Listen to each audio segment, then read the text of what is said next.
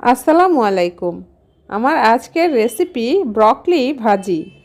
Broccoli অনেকভাবেই খাওয়া যায়, তবে আমি আজকে ব্রকলি ভাজি কিভাবে করতে হয় সেই রেসিপি শেয়ার করব। আশা করছি আজকের এই রেসিপি আপনাদের ভালো লাগবে। আপনি আমাদের চ্যানেলে নতুন হলে চ্যানেলটিকে সাবস্ক্রাইব করে অল নোটিফিকেশন অন করে রাখুন।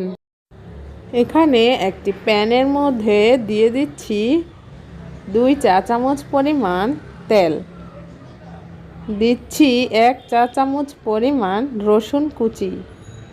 তারপর রসুন কুচিটাকে ভেজে নিতে হবে। যখন রসুন কুচিটা 2 মিনিটের মতো ভাজা হয়ে যাবে, এ পর্যায়ে দিচ্ছি 1 টেবিল চামচ পরিমাণ কিউব করে কেটে রাখা পেঁয়াজ কুচি। দিচ্ছি মাঝখান থেকে ফেলে রাখা 3 থেকে 4টি কাঁচামরিচ। তারপর আমি এই মশলাগুলোকে ভালোভাবে ভেজে নিব। তো ভেজে নেওয়া হয়ে গেলে দেখুন এখানে আমি ব্রকলিগুলোকে এরকম ছোট ছোট করে টুকরো করে কেটে নিয়েছি। তারপর খুব ভালোভাবে ধুয়ে পানি ঝরিয়ে নিয়েছি। এখন দিচ্ছি কুচি করে রাখা ব্রকলি। তারপর খুব ভালোভাবে নেড়ে মিশিয়ে নিচ্ছি। এবার আমি এর মধ্যে দিয়ে দিচ্ছি পরিমাণ মতো লবণ। এখন দিচ্ছি 1/3 চা চামচ পরিমাণ হলুদ গুঁড়া।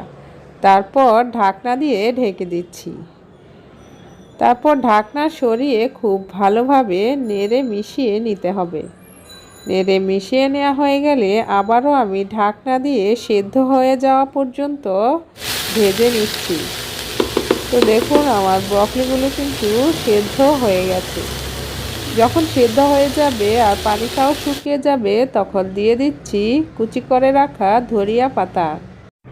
এবার খুব ভালোভাবে মিশিয়ে নিয়ে চুলাটাকে বন্ধ করে দিচ্ছি। দেখলেন তো, ব্রকলি ভাজি খুব সহজেই কিন্তু করা যায়।